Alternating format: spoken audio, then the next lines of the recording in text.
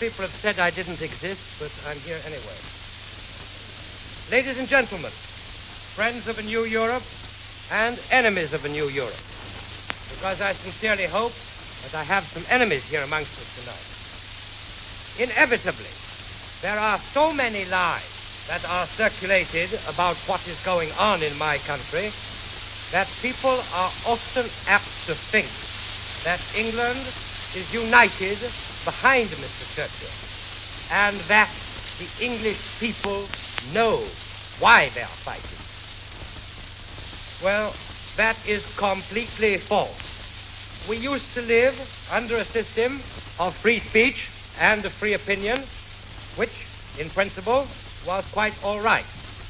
But for a long time now, and especially since the beginning of these hostilities, our British Constitution has been completely travestied.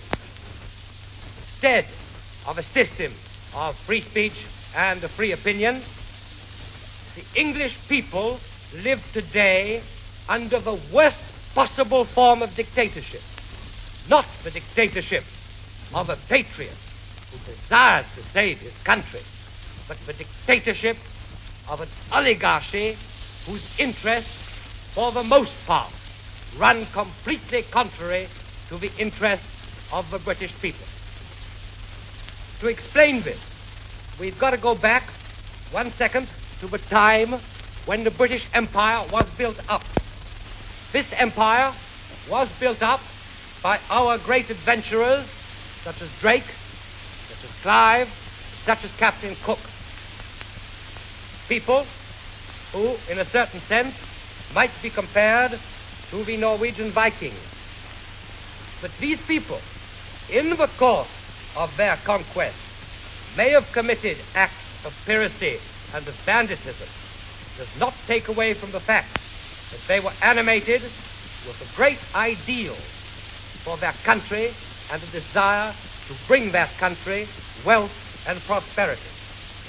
Unfortunately for us, from the time of Queen Victoria and from the time of the Jew Disraeli, these conquests, which had been obtained by English genius and by the sacrifice of the best English blood, came the property of this tiny clique of people who actually control England today.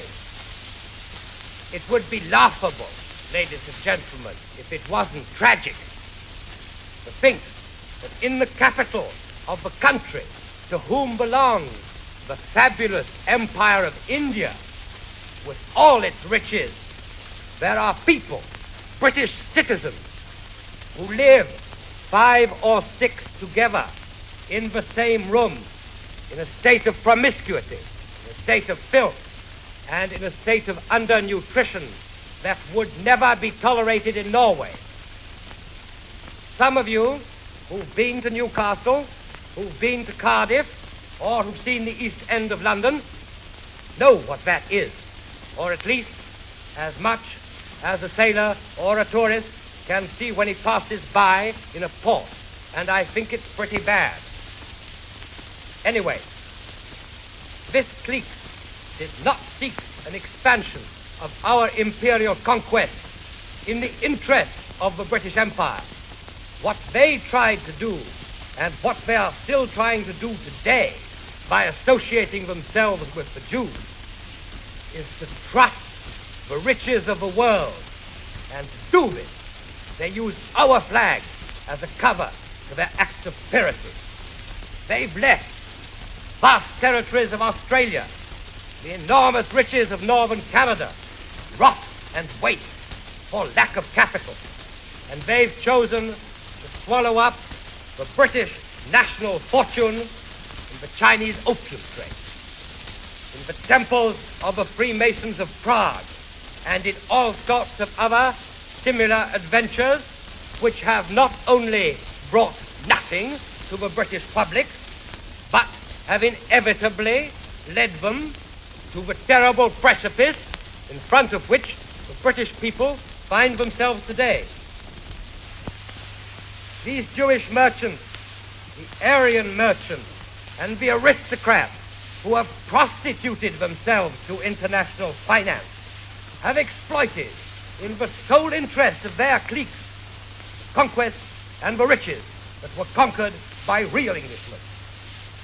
And wherever there have been massacres to legitimate, piracies to whitewash, violations of international law to bless, unspeakable commerces and tractations to protect, they have allied themselves, the princes of that Church of England, who under the pretext of religious proselytism and scientific study have spat out a blessing that stinks of stale gin and of hypocrisy. These people who called all British citizens to pray to Almighty God for the Finnish armies in 1940, they have not hesitated to put red flags on their altars and to send the Archbishop of York to lick Mr. Stalin's boot.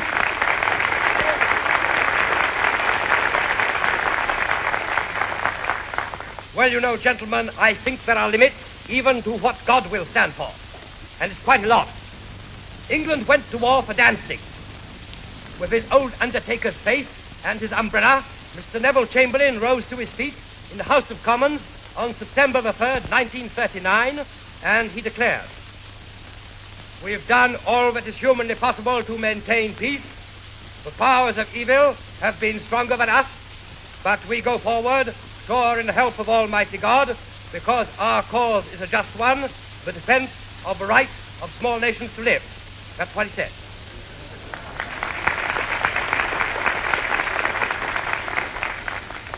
Well, 3 weeks passed by. 3 weeks during which the BBC, day and night, encouraged the Poles in their useless resistance with promises of aid and assistance. The aid and assistance was, of course, completely invisible in Warsaw, and when finally the Polish state documents fell into the hands of the Germans, this was revealed, that the British government had forced the Poles to start this war. The whole mesh of intrigue of the British diplomatic service came to light. The fatal telegram that the British embassy held up in Berlin until it was too late, until hostilities had started. And now, it's no longer a question for the Poles of losing Danzig. They have lost all Poland. They've been offered to dear Father Stalin as an appetizer. They have been betrayed as shamefully as the Finns have been betrayed, as shamefully as the Baltic republics have been betrayed, and in precisely the same way as all that place their trust in London and in Washington will sooner or later be betrayed.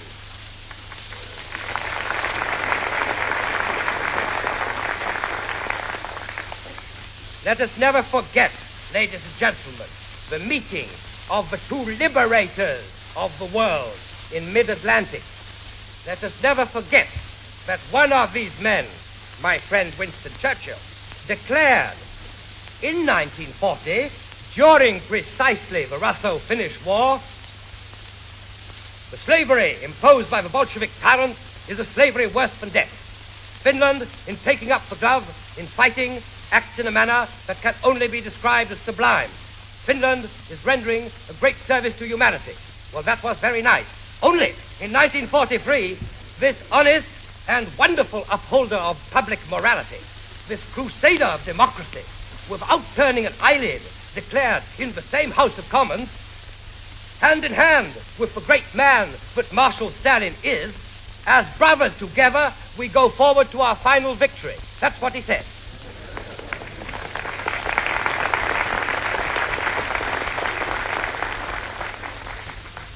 That this man and his syphilitic friend Mr. Roosevelt should draw up and spread out before the world the Atlantic Charter, that's not in the least extraordinary, not surprising at all.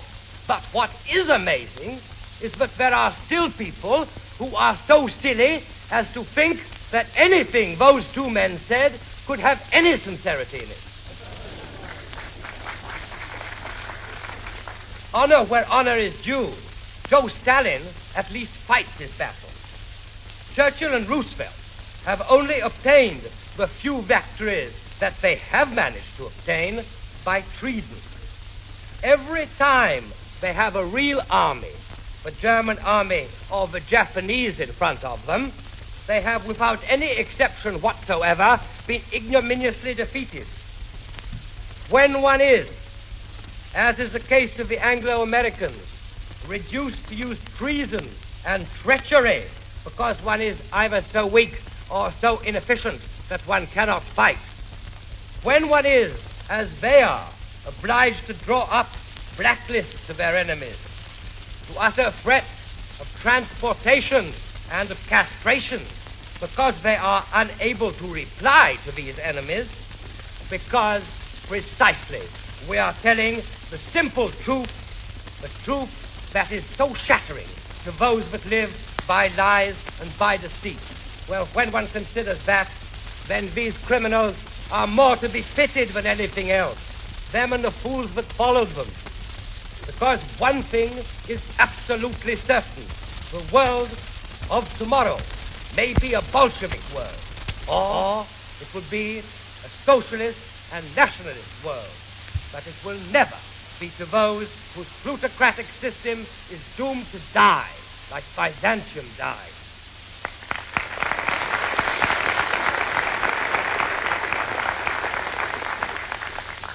You know, it's easy enough to see it when one has the opportunity to talk to the English prisoners, because half of them want communism after this war. Mind you, that's probably because they don't even know what communism is. Anyway, they want it. And the other half reckon that they can beat the Russians if the Russians could beat the Germans.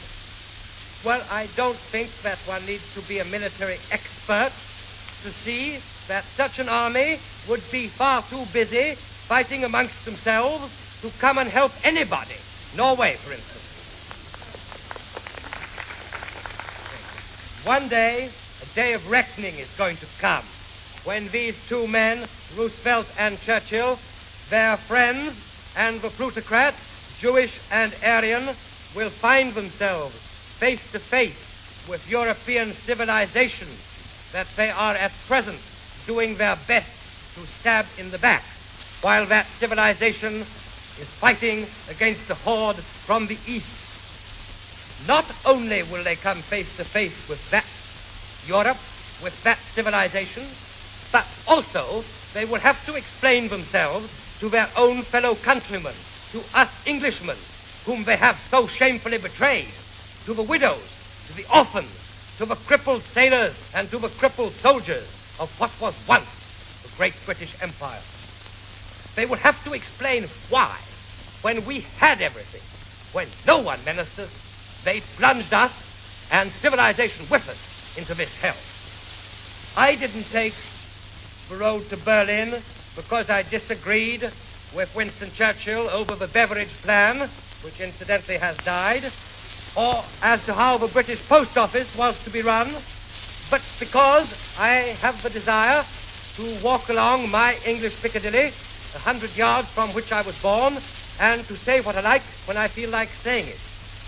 And because I would like to be able to carry out the least official transaction without coming in my own country eternally face to face with this Semitic face that seems to preside like an evil genius over the last days of the British Empire. And also, and more especially, because I refuse to admit that in my London, all the filth that's come out of the snowstorms of Lake Van and out of the mud of Berdichev should tell me what my patriotic duty is or is not. What I have done, I shall never regret, because as each day passes by, it becomes more and more obvious that the present war has very little to do with flags, with passports, or with anything that previously constituted a nationality. We are face to face with a war of conception, whether we like it or not, something that can only be compared to the wars of religion of some 300 years ago. There are 70-odd nations in the world, but there are only 3 choices open to us.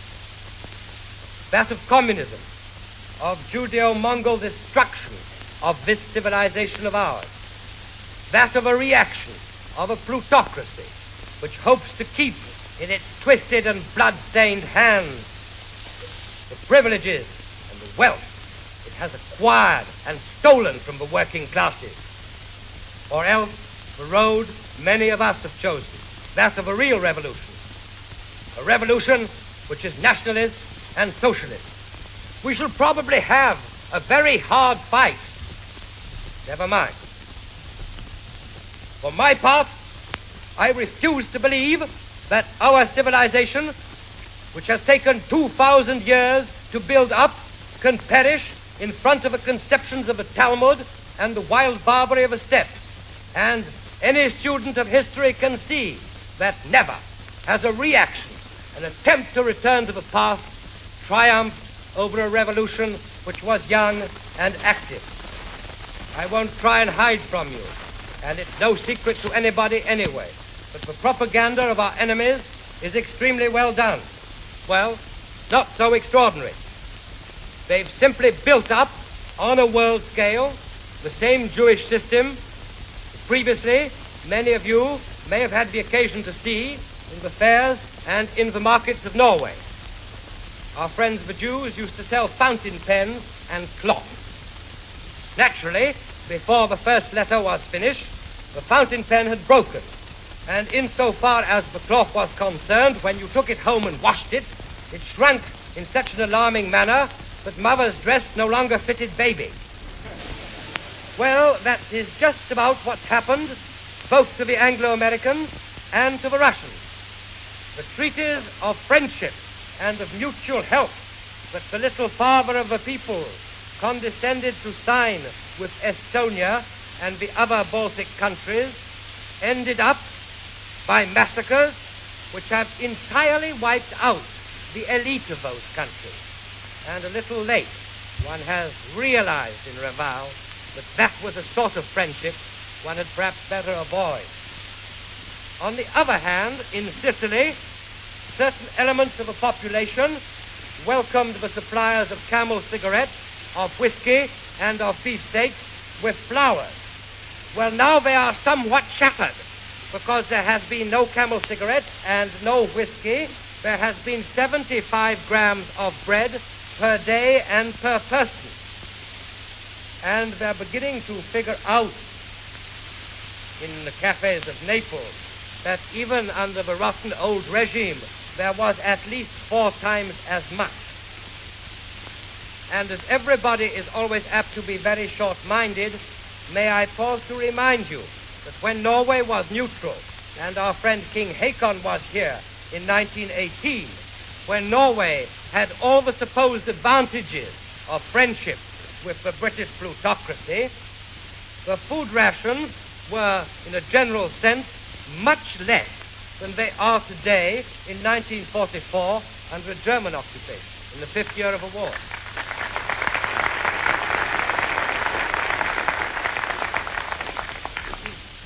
I understand very well that in my country, as in your country, many people are frightened of it. But it's been shown and proved that in Germany, where a real socialist and nationalist revolution has been accomplished, that these people who are frightened of us, the bourgeois, the aristocrats, and perhaps the church, have perhaps been put in their place, that they have been able to continue to live, and in a harmonious society, they have received the position that their individual and collective merits have justified them having. The worst xenophobes, the most complete reactionaries, would do well to ponder that there are not 36 solutions, that if they think that to join us is an evil, let them beware that the other solution is much worse than an evil. If ever the little father of the peoples comes to Norway, he won't take the trouble to find out what anybody's proper place is in society. He will forcibly incorporate the Norwegian people into communism, or else, with a revolver shot in the back of the neck, he will end and finish all revendications, collective and individual. I know also that many people, in the late hours of the night, with a paper and a piece of pencil, with a pencil and a piece of paper, and after several glasses of schnapps, add up the fantastic figures of American production, that they dream that when all the Germans have killed all the Russians, and when all the Russians have killed all the Germans, everything is going to be quite okay, just like it was in 1939.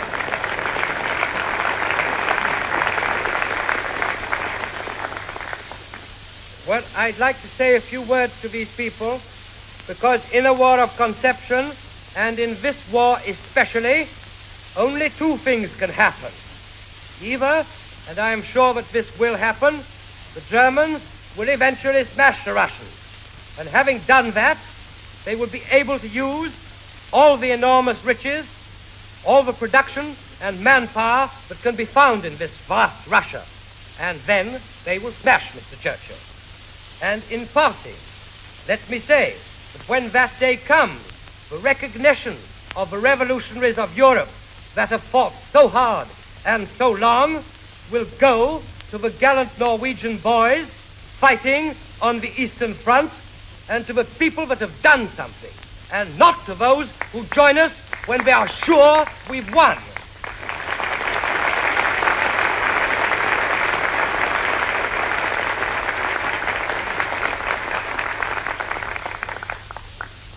On the other side, if the Russians defeat the Germans will overrun Europe with more than 1,000 divisions of well-armed but hungry people who will invade the whole of Europe and plunder its riches. And we must add to these 1,000 divisions what will remain of the European armies that will be forcibly incorporated into communism, the worldwide communist fifth column, the communist partisans and terrorists, and so on. And against this, according to their statistics, not to mine, the Anglo-Americans estimate that one day they will have 250 divisions of troops. Well, without discussing all the difficulties of disembarkation of supplies that these troops would need, and supposing that Father Stalin didn't reach the Atlantic first and so prevent anybody disembarking at all, we must study an extremely important fact.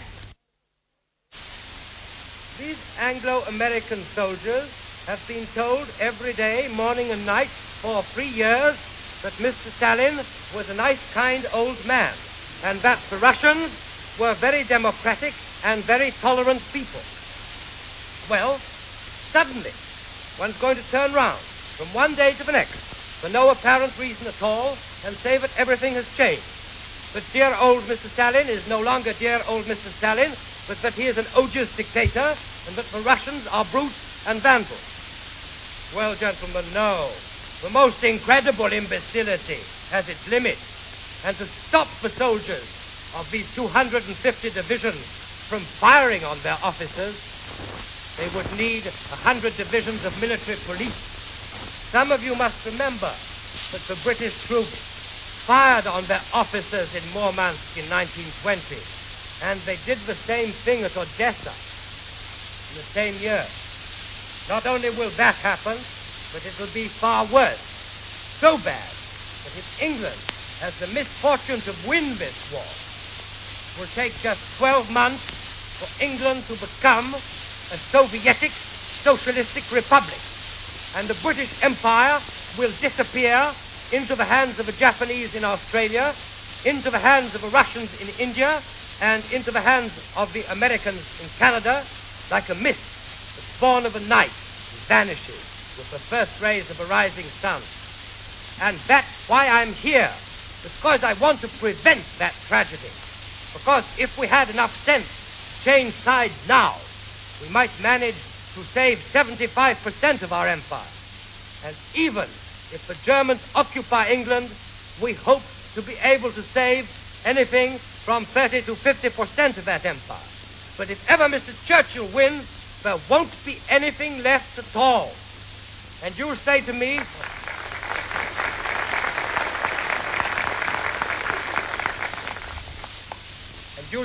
very reasonably, Well, if it's so clear and it's so obvious, how is it that Mr. Churchill doesn't realize it? Well, Mr. Churchill thinks this way. Mr. Churchill thinks of a world map. Mr. Churchill thinks, and his friends also, that after all, if for Wehrmacht, all the communists came to England, they'll pack off to Montreal and they'll continue the war from there. Because they don't give a damn for the English people any more than King J0Hn gave a damn for the Norwegian people.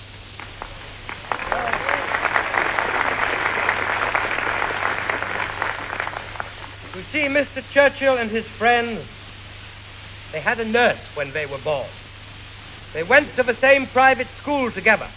They went to Eton or to Harrow together, and from there to Oxford or Cambridge, and afterwards into the Conservative Party or into the Liberal Party or even into the Labour Party. In the big trusts and in the big banks, they remained always together. Apart from the midwife that brought them into the world and the undertaker's assistant that eventually puts them into their coffin, they never by the remotest chance come into contact with the people. And that's why it's natural that they feel more at home, more in their own country, with the plutocracy of Washington than in the house of an English fisherman or of an English workman, for instance. You know, it's too easy afterwards to draw up a judgment of who was right and who was wrong. I only speak as an observer, but it seems to me that there were two men in Norway. One was here and one was gone. One was a Dane.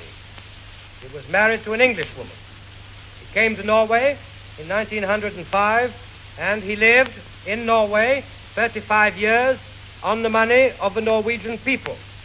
And when these people were in trouble, when they needed him as a counsel and as a guide in hard times, he abandoned those people with as much money as he could take with them, and he sought in the comforts of a London hotel the real people to whom he belonged, the plutocracy. The second man is a man who has been much criticized, but nevertheless a man who not only has German decorations, but also English ones, for the work he did on the Nansen Committee. That man is 100% Norwegian. That man took on his shoulders the enormous responsibility of government when there was nothing more to gain, no money to be made, when there was no easy life ahead, and when there was no popularity to be sought. That man's name is Vidkun Quisling.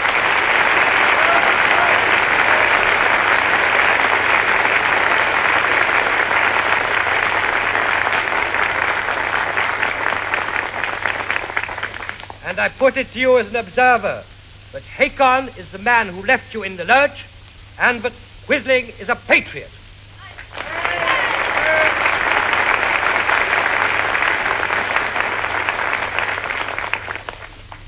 But let us return to the problem of American arms that are going to be delivered to the forces in Europe, or those fighting against Europe, to be exact. You know, it's not sufficient to produce armaments in Chicago. One must take them to New York. One must embark them. One must disembark them. And what is far more difficult, one must find the people to man them, people who are willing to leave their tractors, their Frigidaires, and their homes in the far west, to come and smash their noses in a Europe that they don't know, that they don't like, and which seems to them, rather sensibly, day by day, a pestiferous and plague-ridden place which any sensible man would do better to avoid. American big business is also beginning to realize that devastated and ruined populations are no better customers than Joe Stalin. I've often imagined them thinking out in their nightmares that they are wandering around in the smoke of the ruined cities of Europe in search of a man who still has enough strength to sign a check to buy a Frigidaire, even if there's no money to meet the check. In all events, time marches forward. 1943 is over. Victor Emmanuel has changed sides. But so has time, and thank God, time is an ally of interest and of importance.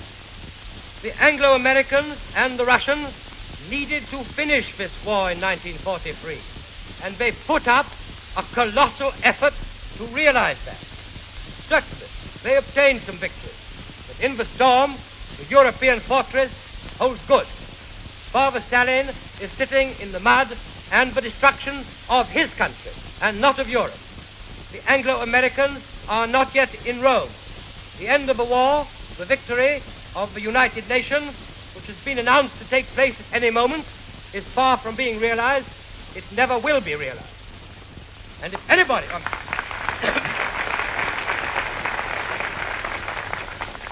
If anybody wants to talk about 1918, they can talk a lot about it, because it's the English and the American home front that's going to collapse this time.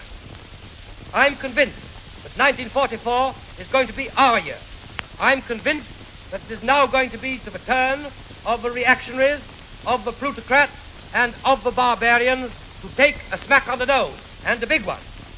And I don't think that they'll be able to take it. It's going to be our victory, the victory of the revolutionaries of Europe together.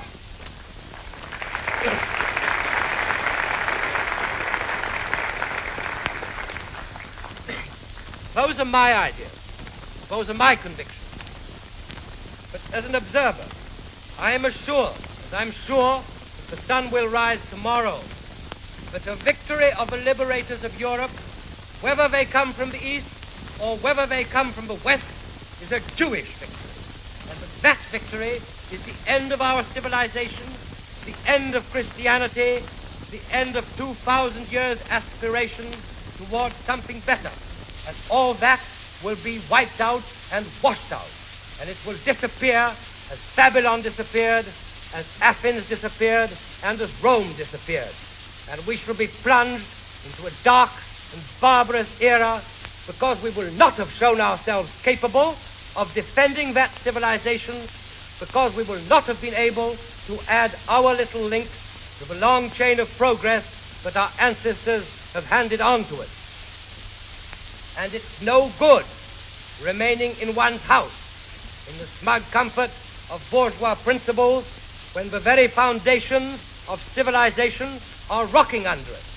It's just as useless to try and read the future in the bottom of coffee cups that have contained Soul-Gap coffee, or by night in sitting up late and trying to study the stars to find out who'll win the war. It's also quite silly to think that somehow or other everything will work out all right, because if one takes the trouble to study history after the passage of the barbarians, whole civilizations, their languages, and their people have completely disappeared from the face of the globe, like a sandcastle been flattened out by the waves of the sea on the seashore. But Mr. Roosevelt is building a lot of aeroplanes. We can't stop him doing it. But the English are preparing to invade Europe. We can't stop them trying. But the Russians have crossed the Polish border. It's very regrettable, but it doesn't change anything. It doesn't stop, as I've said, and many with me, for over 10 years, that Mr. Roosevelt and his Jews are the festering sore of humanity, that the plutocrats of London wanted this war. Well, now they've got it. And that the communists are the greatest danger civilization has ever been faced with since the days of the destruction of Rome.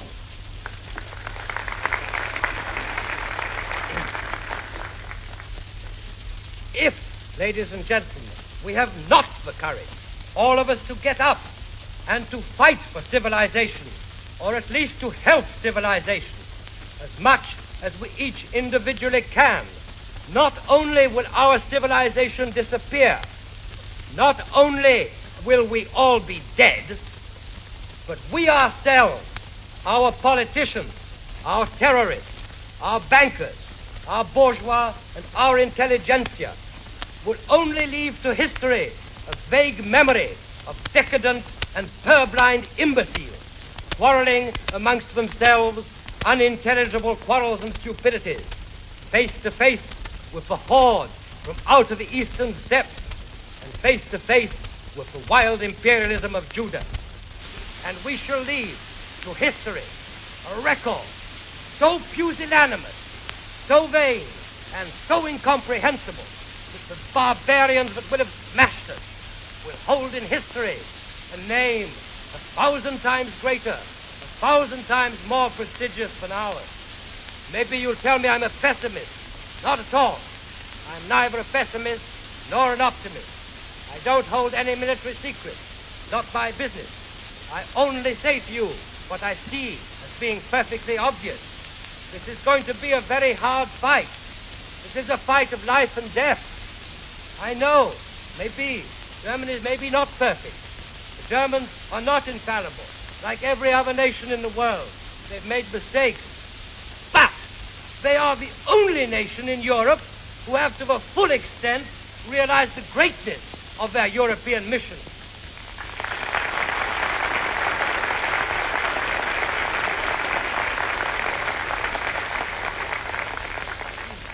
Between your comfortable wooden houses, your wives, your children, a few bottles of schnapps you may have put away in reserve, between that and barbarity, there stands only the German army, your own revolutionaries, and those of the other countries of Europe. I personally believe that the day will come when in the whole of our world, everybody, without exception, will be able to live in peace under the form of government they wish. We'll be able to think, more than that we'll be able to guarantee to our children 70 years of a human being's life without having ever present over our head this nightmare that every time a woman bears a child, the risk exists that this tiny and innocent being will one day be destined to die for a parasitical race like the Jews, or for a plutocracy whose crazy ambition, whose thirst of accaparation has led to wars in which it's always been the most innocent that have the most suffered. Well, you know, if we want that, if we all wanted it together, we can make a better world. But we must realize that our little quarrels, that our little differences can be settled amongst civilized people when all this is over.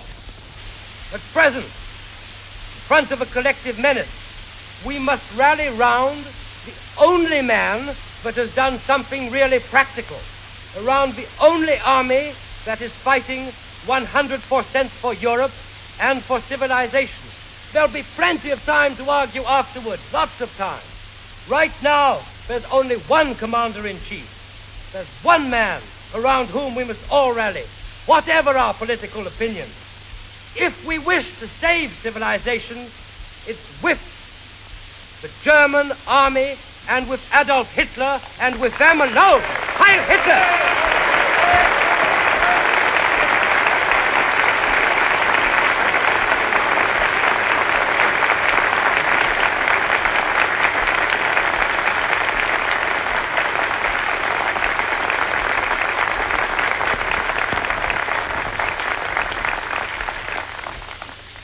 Now, ladies and gentlemen, if you will allow me, I'm going to ask myself 3 questions, and I'm going to answer them myself, no kind of monologue. Because I'm sure that there are some people here who would like to ask me these questions, but they are too polite to ask them. So, the first one I'm going to ask myself is this. Mr. Amory, are there many people who agree with you in England? Well, ladies and gentlemen, in England, there are, according to the official statistics, not mine, 152,674 Englishmen in jail for their political opinions, and that is since the communist business has changed, and of these people there isn't one communist in. I hope Mr. Mosley is out. He was released because he's dying of lung trouble, and that's very bad propaganda for Mr. Churchill if he dies in prison. So they'd rather he died outside prison. Anyway, I think that 152,674 people in jail for their political opinions in the supposed land of free speech is quite a lot of people. And if one considers that the law of averages shows us that in this sort of thing, there is for every one man in jail, 10 who think like him, but who have kept quiet or had the good luck to avoid the police, it brings us up to the amazing figure of 1.5 million people who either think as I do or are at least agreed with the majority of my opinions and the necessity for England at all costs to get out of this war. And that's not so bad when one considers that the plutocracy, the Jews, their friends and mistresses all put together don't amount to 1 million. Well, now the second question I'm going to ask myself is this. Well, Mr. Amory, that's very interesting and very nice, but you are in Germany when your country is at war with Germany and most of the countries of Europe. Then aren't you a traitor? Well, my good friend, only history would be able to judge whether I am a traitor or not. But my view is that a handful of plutocrats who have allied themselves to foreigners like the Jews and who have with them plunged my country into a war that was stupid in the beginning and which was lost for England after the collapse of France, and who have not hesitated to give away great parts of our empire and most of our national fortune to the Americans, and who have not hesitated to ally British civilization and British tradition with the barbarians from the steppes of Russia, my view is that these people are the traitors. Traitors to England, traitors to our empire and our ancestors, and moreover, traitors to Europe, to Christianity, and to civilization, and not us.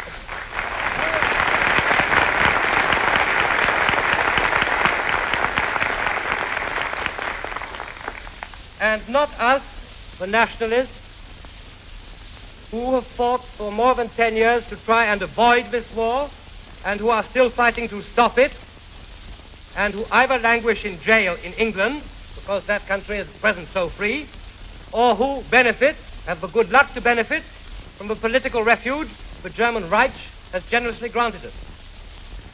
And now, this is the last question. Well, Mr. Amory, let's leave politics alone. Let's talk about something practical. How much does the German government pay you to do this?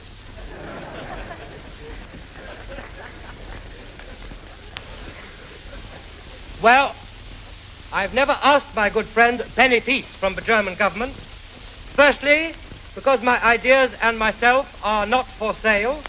And secondly, because if civilization perishes, banknotes, gold, and jewels, and all those kind of things will be worth nothing. It seems to me much more sensible to try and help win the war now and to try and make money afterwards.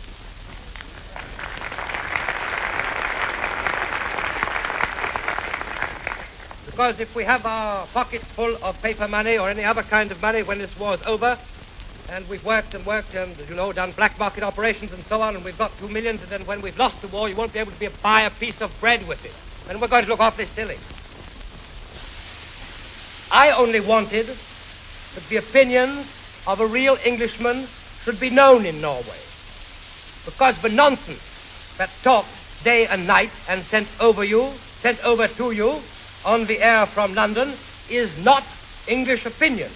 It is plutocratic opinion, it is Jewish opinion, it is radio synagogue. And now, gentlemen, I thank you very much.